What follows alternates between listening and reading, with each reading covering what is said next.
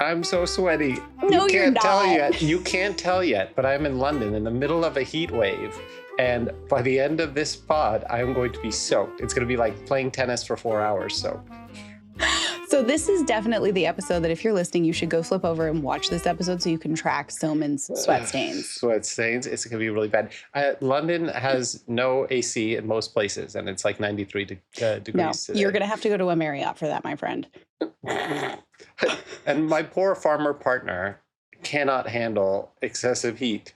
And so he doesn't get to sleep until like 3 a.m. when it cools down. You know what I mean? Like, it's just, the whole thing is a nightmare. I love it because brown people like heat.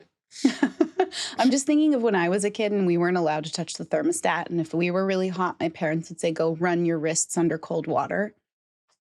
It cools your blood. Does that actually work? It's not bullshit. I mean, it probably is bullshit, but that's what we were told to do. So I'm telling you, tell Scott, go put your feet in cold water or run your wrists under cold water. If I ever said I was hot when I was young, my dad would respond with, you have an ethnophysical need for heat because you're Indian. And I'm like, all the people in India are in their air-conditioned cars and air-conditioned vehicles and buildings. Soman, anyway, this podcast is just going to be pearls of wisdom from Soman's dad. The same man who said happiness is positive cash flow. And all with right, that, here we go.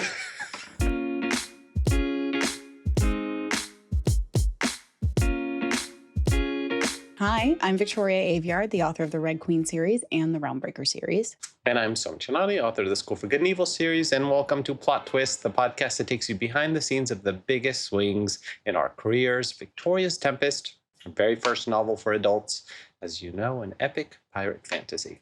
And Soman's Young World, a red-hot young adult political thriller. Each week, we go behind the curtain of our creative process and we give you our hot takes on thorny issues in publishing and entertainment.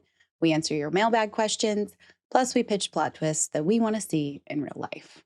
And today's hot topic, can you like the book and hate the author?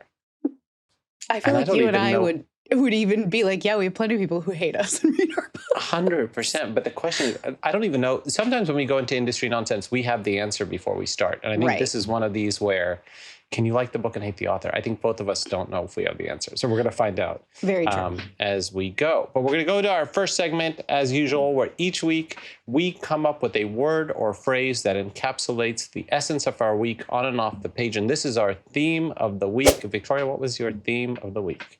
So last week, my theme was all systems go. And this week, my theme is some systems go. Okay. I am editing the second draft of Tempest, which feels great. Feels great to be in the second round. Feels great to have that first draft pretty locked. I had some more questions for my editorial team. I can't really discuss what they are, but I have a meeting later today that we're going to hopefully get some clarity on things, and then I can be all systems go again. I am working through my usual editorial process as best I can while waiting on those answers to my questions. And I'm also doing something I'm calling like machete cuts, where I'm sort of doing this like very fast pass on the draft to cut all the superfluous fat that I already kind of know needs to go. Not like changing plot or character, just really trying to get Tempest to her fighting weight. Because right now she is not just long, but like needlessly long. It's already a long book, but there's definitely moments where I'm like, this whole paragraph unnecessary. Yeah. So I really want to get an idea of what the real length of the book is. And then I can see the road ahead as to how I can move forward, where to add, where to edit, that sort of thing. Because you're at, okay, so let's go back. You were at 310 about, right? Or was it more like 315? It was like 305. 305, okay. And but that's with the estimate of the one scene I didn't write. And what was your goal number, theoretically? Did you have 180? When I set out, it was 180. And then it started just getting longer and longer because of the way it was written and the things that were happening. And everything I outlined was happening. It wasn't like, oh, suddenly the story took a left-hand turn. It was just this that I am doing is longer than I assumed it would be. And do you have a goal number now? 270 was the goal, which I think is very doable. But, and this is we're like dovetailing into still figuring out what that looks like and if that's feasible. Or if we're going to be discussing, is it one or two books? So you're not quite in the, okay, I've got a bullseye target, have to hit this target. It's a little more like you're cutting what you know will be cut regardless. Right. So Okay. I have the full picture in my head when we are looking at production timelines and what is feasibly possible, because we are now still up against numbers where it's like, you cannot print this book. Yeah. And reality comes in.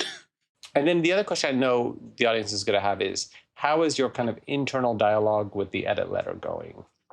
Good.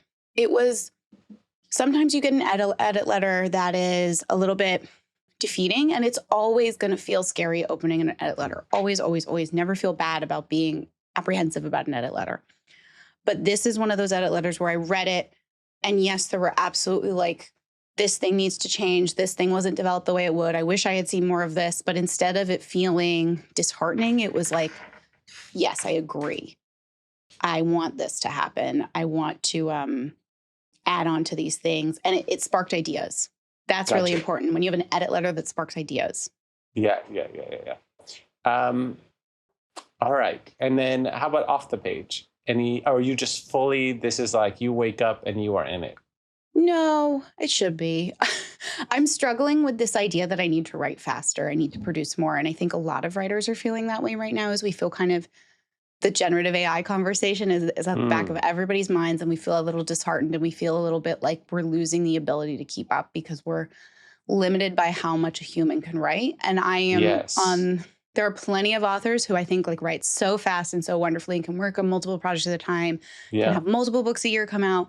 I'm not one of them, and I'm starting to feel really nervous because I'm not one of them, and I want to increase my output, but I just don't know how to do that without like losing the things that make my life nice and what's crazy is I feel completely the opposite. Like I 100% violently disagree that we have to keep up with the output of this sector of the industry that is, chasing AI and racing to produce as much as possible, because I think that's going to be kind of the dominant ethos. And I think the craftspeople who have an established audience, who are showing the process of what we're doing as we go along, and we're actually the artisans being like, look, we're taking time making this, but it's going to be worth the wait because the quality is going to be so much better than what you get from the fast novels, as I would call them. I think we're going to almost be a separate sub-industry, like in a way that the novels used to be. I want to live in your brain. I hope that's true. I'm too much of I want to say realist, but maybe pessimist. But I don't know if you're right.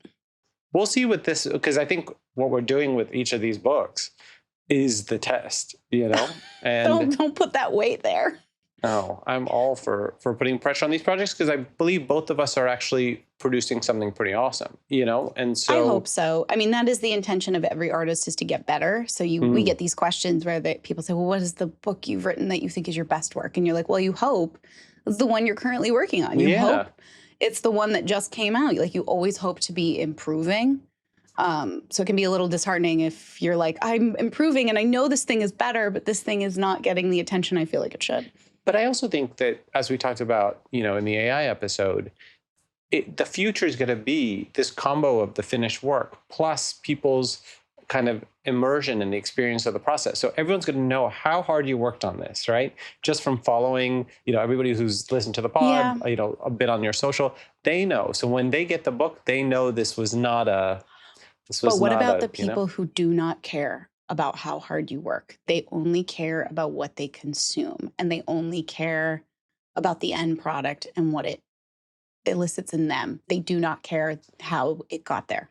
I think we have to rely on the fact that our finished work is still going to be better than the fast-made stuff. And I think you have this dual advantage of the people who know it was made that way, and then also the product standing for itself that way. Good point. Neither AI could not have created Tempest, and it couldn't have made Young World. It's impossible.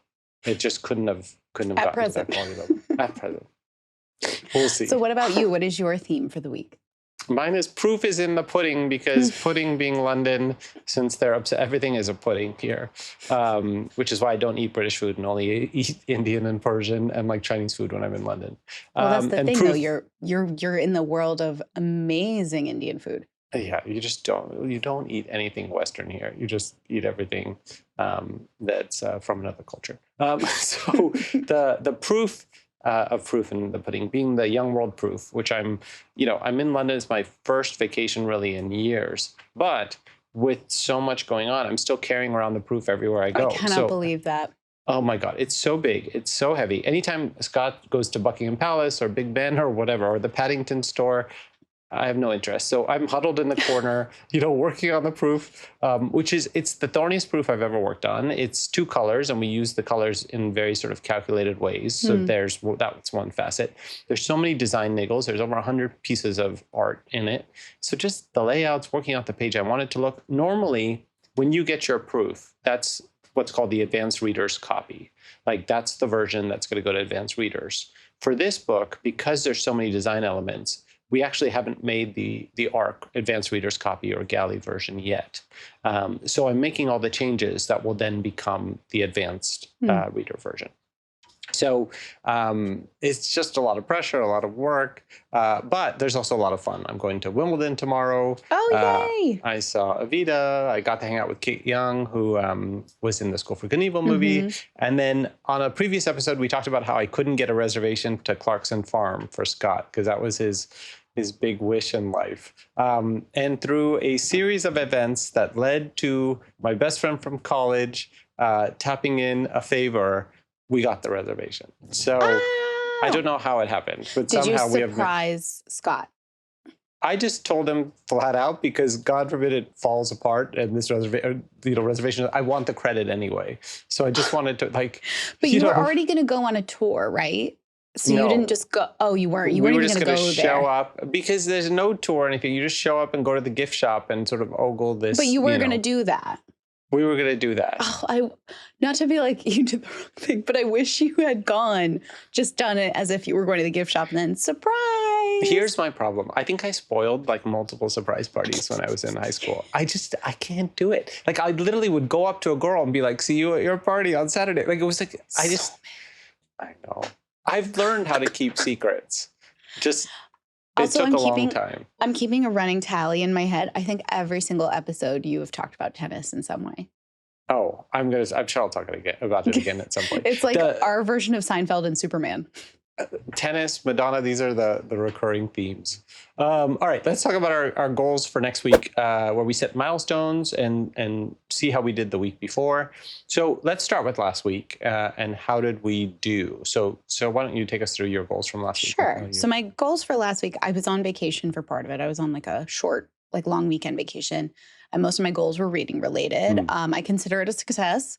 I'm almost done with The Night and the Moth by Rachel Gillig. I'm really loving it. I think it's wonderful and so atmospheric and so ethereal. I was halfway through the Tempest battle scene. So I didn't finish it, but I was halfway through, really in a groove, and I had to stop to go into these machete cuts while I'm waiting for some clarification on some stuff. Otherwise, like being in my edit process, hooray, I'm going to give myself an A on that because I need the win. Well, so, also because, I think to be in your edit process, you were waiting so long to start it. And so for you to be able to flip the switch and be in there, I think is good. I am now entering the space where I've been talking about this process quite a lot. And I'm still going to talk about the craft and my process edge of it. But I think I am running into I'm going to have to stop talking about specifics and details of the work. Like I can't talk about when the release date is going to be, but I know what it is. I can't talk about when pre-orders are going to be be up or all these other things that are happening. So bear with me. Unfortunately, we can't reveal all the glass doors of the process, but we can do what we can. Well, tell us your goals for this week. So my goals for this week, I do have an editorial meeting today to go over those other questions that I had on the draft. And once I have that meeting, I feel like I will really, really be able to just go because I'll have all my answers. And then once I, have all of that behind me with my editorial process, I don't want any more input until I've turned in the draft again. Yeah. I know a lot of authors will go back and forth with their editors, or they'll do long phone calls, or they'll run into a problem and they'll be like, let's bounce this out. I want to just be back in my own head and my own space and just working with myself.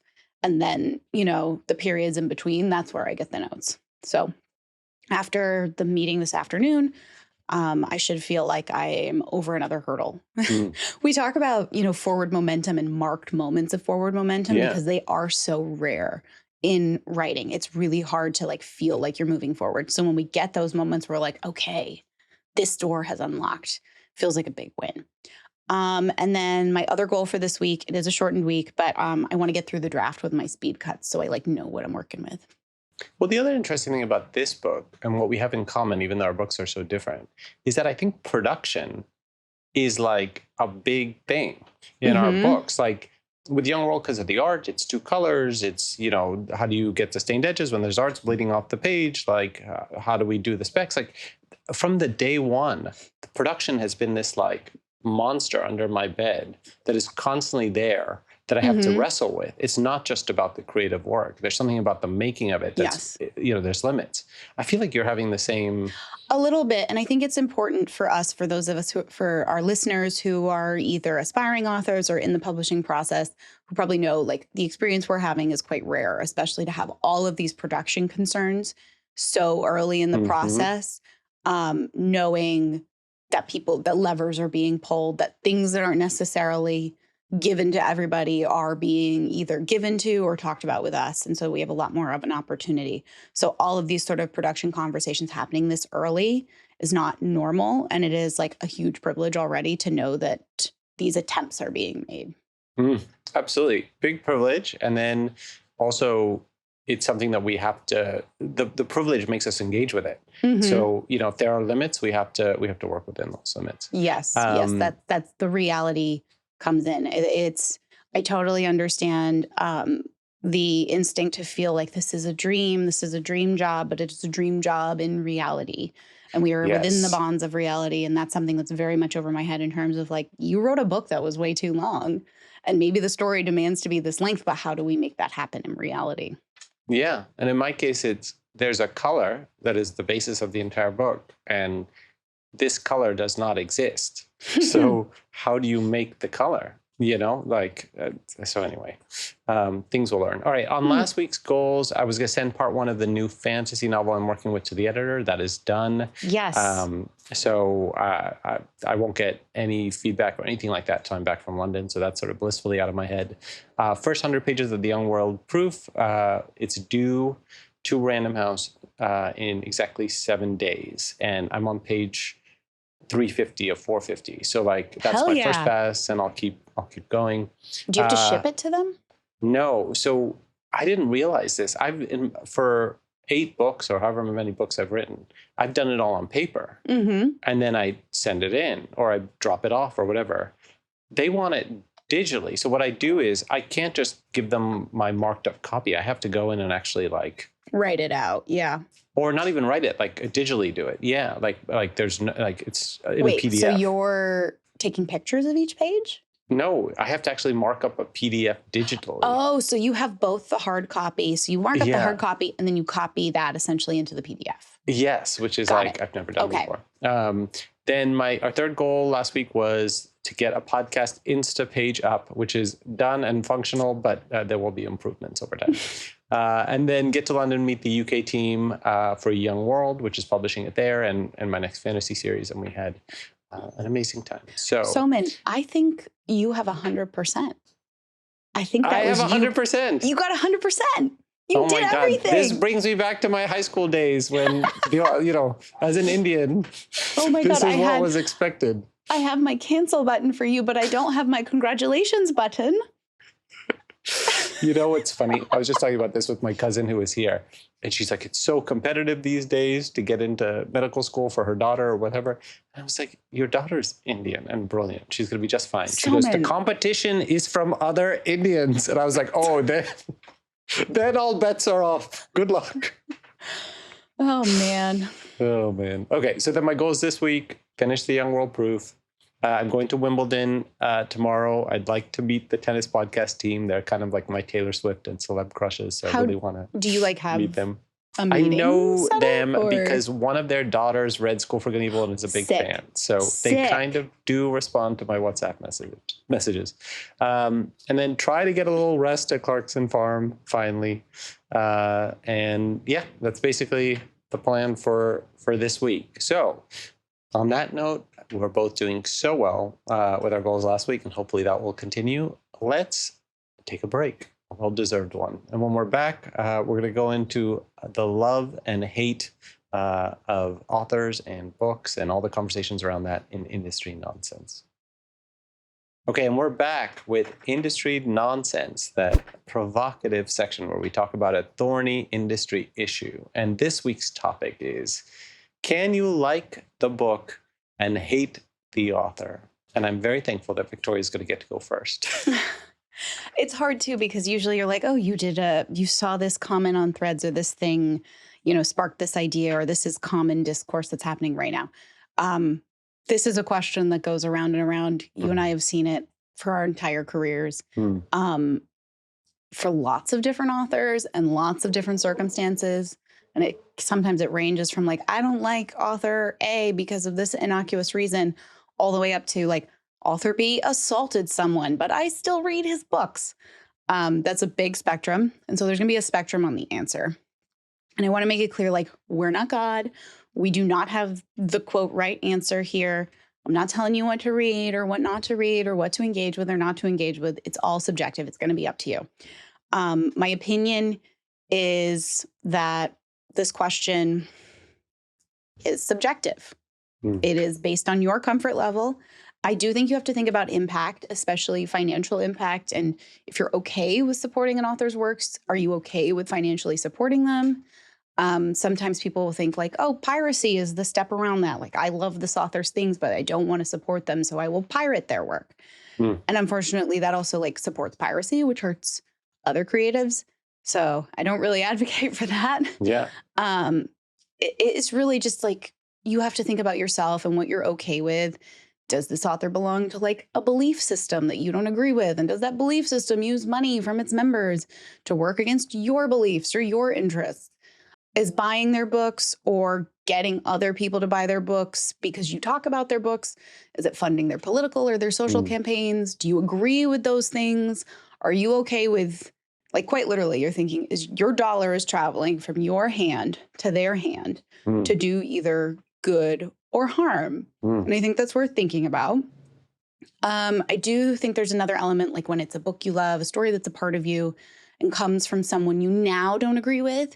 Like there's been a shift or a change or a new development. And how do you still interact with that thing that you love? Like, are you okay supporting this person with your words and your money? I do very much understand feeling like betrayed or cut off from the stories that shaped you and feeling like you don't want to associate with them anymore. What I do take with me is that what these stories did for me and built in me, making me a reader and a storyteller and giving me those experiences or those relationships with other people, that doesn't disappear because the author sucks. Like you still have yourself and the joy that it gave you. And just like beyond financial support, it is also worth thinking about like what others might assume from your continued support, but that's subjective and kind of a slippery slope. And again, up to your comfort level and up to your like level of information. We're not all informed on the same things in the same way, but it is worth listening to people when they say like, hey, this bothers me. I definitely got into a very big argument back in film school over Roman Polanski, over whether or not like his quote art and his quote contribution was worth the crime he committed when he raped and sodomized a child that he drugged. I was not the one saying the art was worth it, but I also wasn't the person with the emotional connection to his work. It is important to note that Roman Polanski still has not been extradited to the United States and has won an Oscar since that happened. So it's worth thinking about. I would have an emotional reaction if one of like my watershed people proved to be super heinous, but it wouldn't erase what those people have given to me. And I do think the reverse is interesting and very possible, where there are plenty of people who like don't like the books, but like the authors, because authors are now sort of their own personality. And I think you and I have felt that before. Yeah. Oh my God. So many interesting things in there. Yeah, because even Roman Polanski, like he has made some of my favorite movies, and I am 100% aware of what he did. And there's just complicated feelings around it because I watched the movies before I ever knew any of those things, right? So then that sort of indelible impression of what art does to you it's hard to retro, change that. But anyway, I mean, a lot of the times it depends on the kind of times in which you took in the art, like I just said with Roman. But when I was younger, I also rarely knew anything about the author or filmmaker or musician, because access to information about their personal lives was so rare. The art always kind of stood alone, regardless of what was rumored. But now, like if I like a book, like the two books I've loved recently were Rejection by Tony T and Playworld by Adam Ross.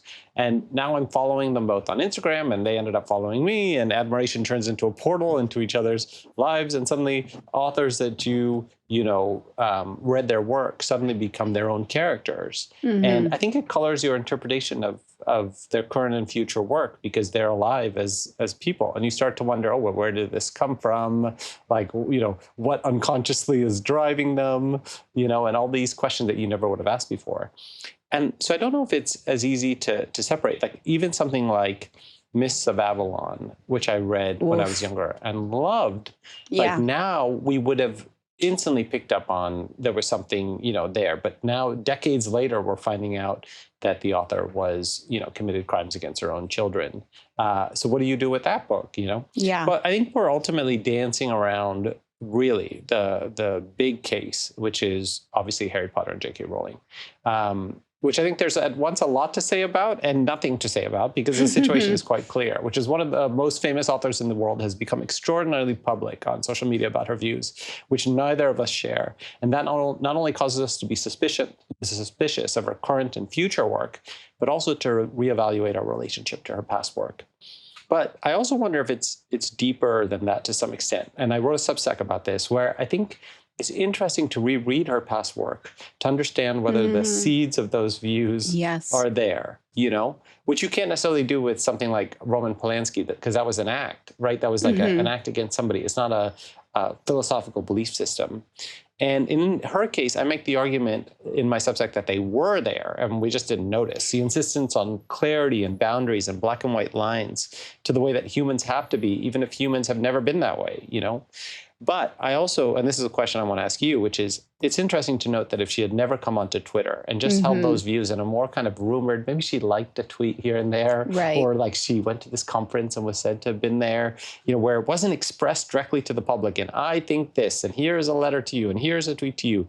The way that Roald Dahl had shadows of being anti-Semitic, or Dr. Seuss or other authors have kind of these dubious, rumor things. And then we still commit to and enjoy their work. Because those things are more in the shadows. But now if they're openly, subscribed to, then that in itself is a new form of authorship that has to go into consideration with their work. Right. And I think that also just has to, like you were saying, to do with our modern times and the way that we interact with our modern creators now, as they are much more present. And there's just much more opportunity to know people in a way they allow themselves to be known. But yeah, you're absolutely right. Like if it was 30, 40 years ago, we would have never known this. And then it kind of dovetails into like, well, are they just a product of their time? Yeah. And so it's hard to interact with someone like Roald Dahl and hold them to the same standards as someone like J.K. Rowling, who is openly being like a hateful, transphobic person right now. And an extra element with her is she's made it very clear, I interpret support for my work as support for my beliefs. And that's really like, whoa, that is a hard and fast line, at least for me, where I hear that and I'm like, I do not want any shadow of that. And I think a lot of people don't know that either. Whenever I still have friends who are very, Harry Potter meant so much to them. And when I say, like, this is how she feels, then they're like, wait a second, what? So we're dealing with different levels of being informed. And we've had these conversations before about how different people are present in different ways on social media, have different awareness of different things. And so it's also hard to have that moment of like, well, you like this thing, so I assume you think this. And it's like, well, wait, they don't even know that thing exists. But I'm also guilty of that. Or I'm even more guilty because at the Allfest last year, and even maybe this year, when I do this kind of big dance performance set to themes from YA, I put Harry Potter in them every time. because Well, you had there's Draco Malfoy, which I the did. publishing industry is proving to us Draco Malfoy is okay. is okay. But that's what's so strange is like it's and so I'm We'll trying to talk about wrestle that with at a later date. oh, for sure. And I'm gonna put Potter in again this year. And the question is, I have to figure out how to comment in a way that makes, people who do hate the author and therefore hate the book, not reject the performance. So there's so much nuance. There's no clear answer. I think though they would be valid in rejecting it because they're like, this thing makes me feel pain. And I think that's okay to feel like I don't want to be part of this. Which is why I wonder if there's a way to comment. Like if there's I'll find it. There's going to be some ironic way to wink at it, don't get sued by her. I will also say, coming back to that, like the person becoming or revealing themselves as a shithead doesn't take away like the feelings it made you feel, because there are so many people who are marginalized, who did feel alone, who felt seen and comforted, and like they found a home in these stories that are now being revealed to be made from, I don't know, tainted watersheds. It's kind of a weird way to say it. But that like home it gave you, those feelings it gave you, the ability for you to push through. There's so many people who are like, this book saved me. And so they feel like some part of their identity is intrinsically tied maybe to this person. So they have that defense when that person is now being attacked or rightfully pushed back on. I want someone to feel like you're okay to feel like this thing did something wonderful for you. And now, unfortunately, this author is doing a horrible thing to someone else. And both of those things can exist at the same time.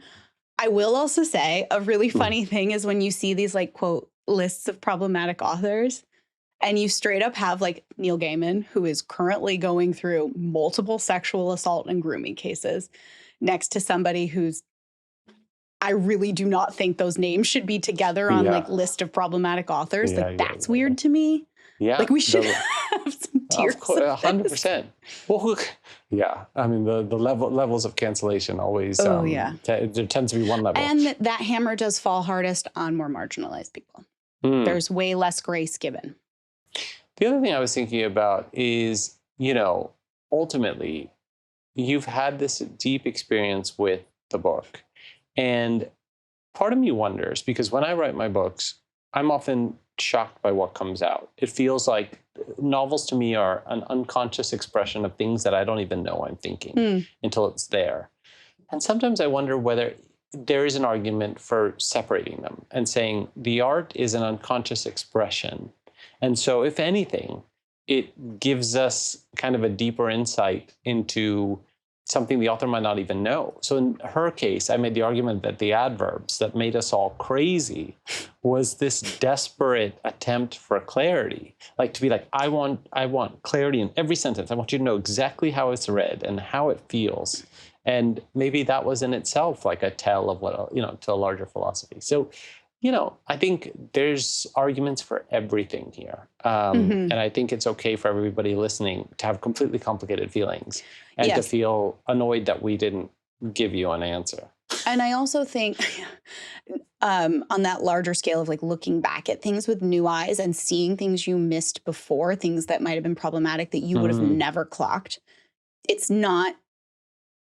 okay that you missed it. And now someone else is saying, hey, this thing actually is XYZ or harmed me or insulted me or is actually from this thing that you didn't know existed. It's totally fine that you missed it. It's worth listening to someone, especially if they're like from a viewpoint or a perspective that you don't have, just to be like, oh, what did I miss? And if you don't agree with it, you don't agree with it, but it's worth listening to.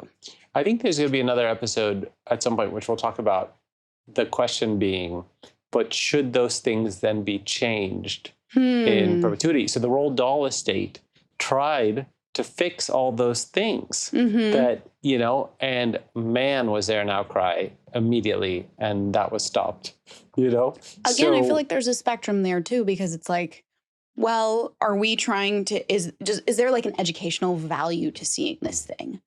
And for some books, there absolutely is. And I'm thinking of, like Civil War literature.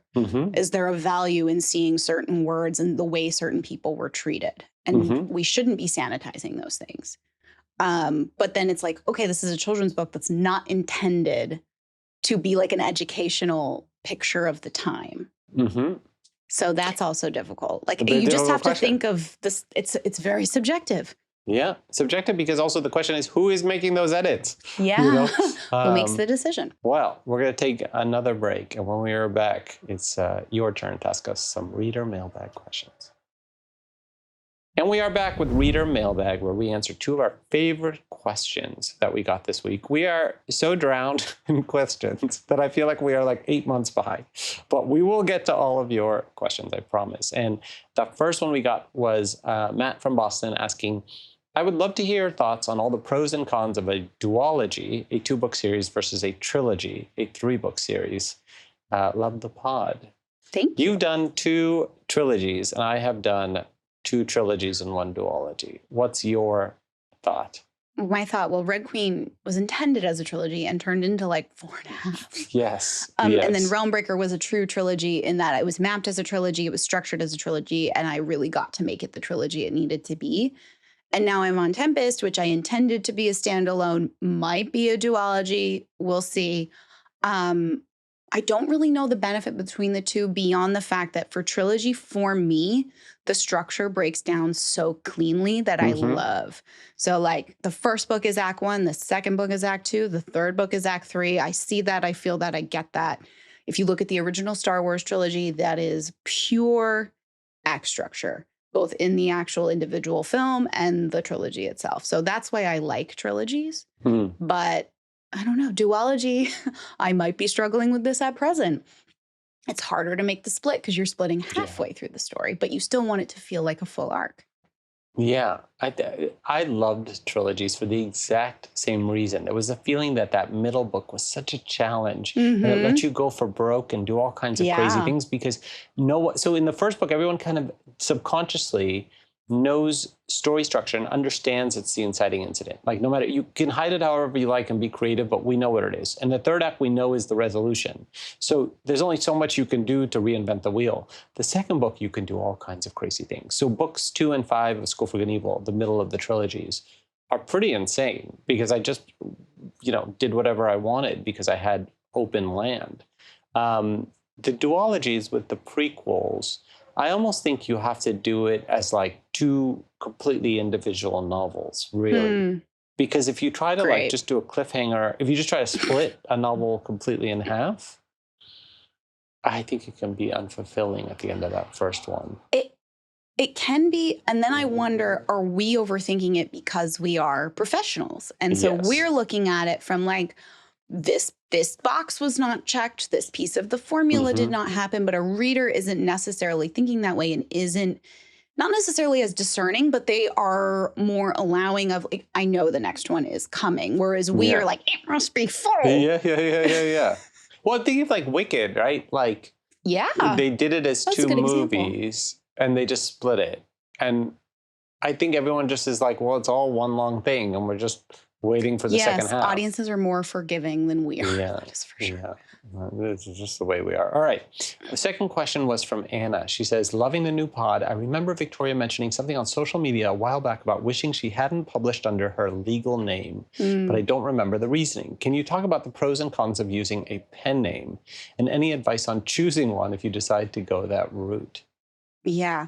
So the thing with the pen name, the thing with the legal name, when you publish your first book, you dream about success for it. You dream about getting to do this as your career, but you don't necessarily think it's going to happen.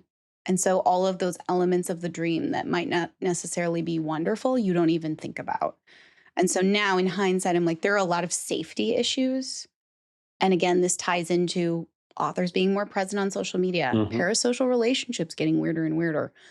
There's just a lot of risk to having your full legal name out there. And people can find you. I feel like, and I did not realize how much of a stress that was until I got married and changed my name. And I would not have changed my name if I was not in the same job position. I would have kept my name if I did not have the name on my books and was not concerned about people finding me and being able to access information about me that I did not want to give. And so now that my name is different when I'm traveling, when I'm staying at hotels, when I travel a lot alone for work, knowing that my name is different, I was stunned by how weirdly safe I felt and how Oh, immediately interesting. I felt a little bit less tension. Because when I first started going on the road, and I still to this day, I still have dreams about like someone finding me at a hotel. And Yeah. it's not a unique fear at all, Yeah. especially for women, especially for vulnerable people.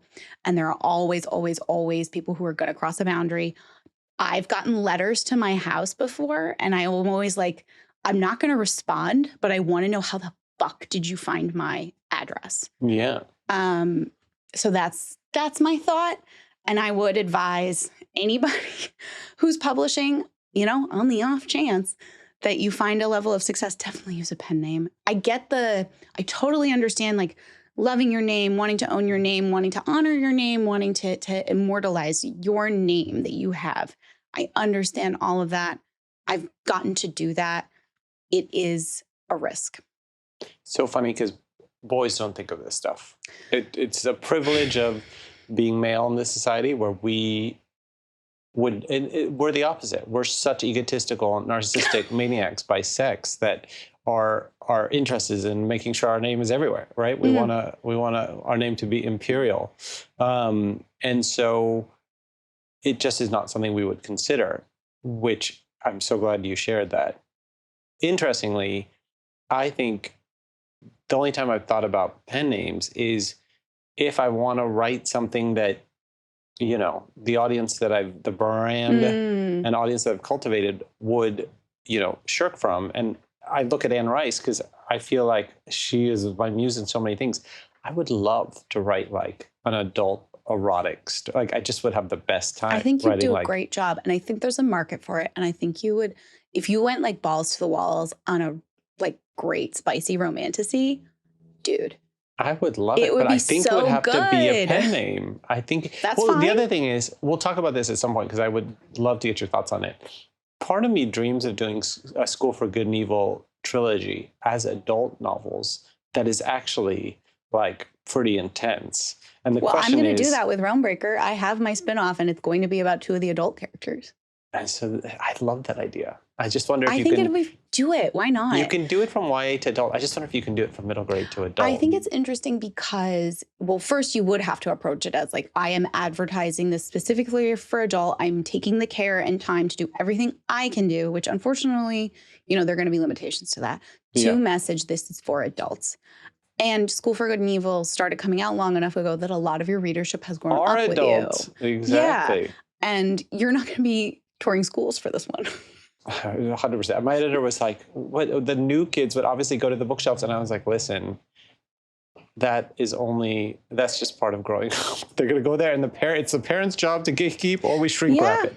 It is a bit of the parents' job, we shrink wrap. Come on.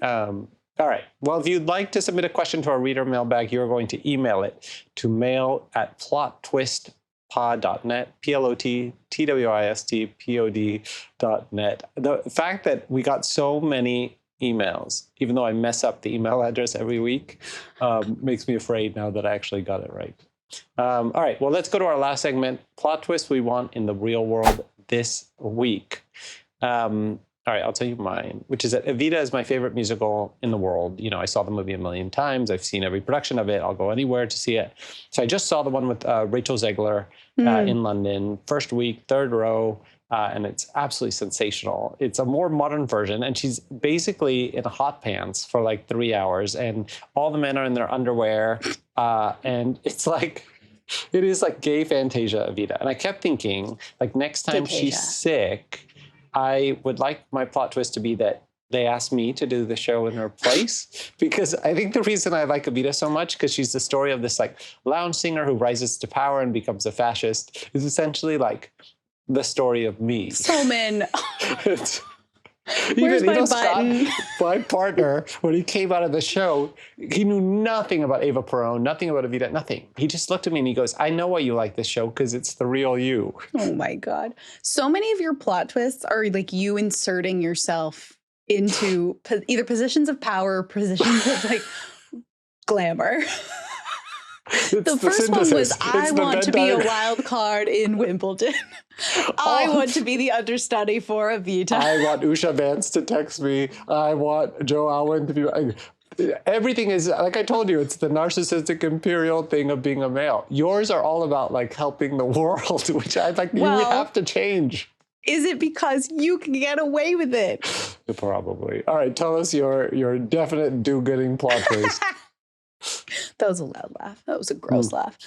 I haven't told you about this TikTok person princess treatment. If you want to be more feminine, you got to laugh less loudly. No, Good that's God. ridiculous. We love you, laugh. Shut up. Okay, my plot twist. I want someone to get the ban on AI legislation out of that god-awful bill moving through Congress. Because right now it's like ban on any legislation for 10 years, which I can't from believe all that's still in sides there. makes no fucking sense. Yeah. Unless you are an AI benefiting billionaire. Yeah. Yeah. I would also like the AI chatbot fanboys to get out of my comment section. I get it. You love your robots. But I'm someone who used to role play with real people on my forums. You had And the I feel like insufferable that's people. Now you have the better than a insufferable chatbot. robots. I mean, like, I just feel like What is crazy is I remember the movie Her, which came out of yeah. 5 or 6, 7, 8 years ago. And I remember being like, this is so navel gazing. This is such a lame thing. Nah, nah, nah, nah, nah. And now it's real and people are defending it. And you're just like, oh my God. Yeah. You fell in love with Scarlett Johansson's voice. I think this world is very slowly dividing into the people who are robots themselves or people who are going to commit even more to being human. And I think we are on that side. And the question is whether we are going to be on the winning side or not. So we shall see. Things to consider. All right. You can find out more about what we are thinking on our other socials. My Substack every Tuesday, Diary of a Novel, where I deep dive on some emotional issue that I want to get off my chest. And my Instagram at Soman C. How about you, Victoria? Well, as someone who says, don't listen to the robots, here are the robot apps that I am currently present on. TikTok, Substack, Instagram, and Threads. And with that, we will leave you, and hopefully you still like us after this episode. God. Soman, hopefully your sweating has been great. I have seen no sweat stains. I don't know what happened. It's because like it's still so hot in here, but I feel like totally fresh. Because you are calm when you are speaking to me, and I am stressed when I am speaking. This is our therapy. I feel cleansed. All right, we will see you all next week. Bye, guys. Plot Twist is hosted by Victoria Aviard and Soman Chainani. It's produced and edited by Liam Billiam. Our logos, art, and graphics are by Michael Blank. The music is by Thieves and Louis Adrian. Production support from June Sekia. If you enjoyed this podcast, please subscribe to Plot Twist wherever you listen to podcasts and drop us a review to let us know how we're doing. See you next Thursday.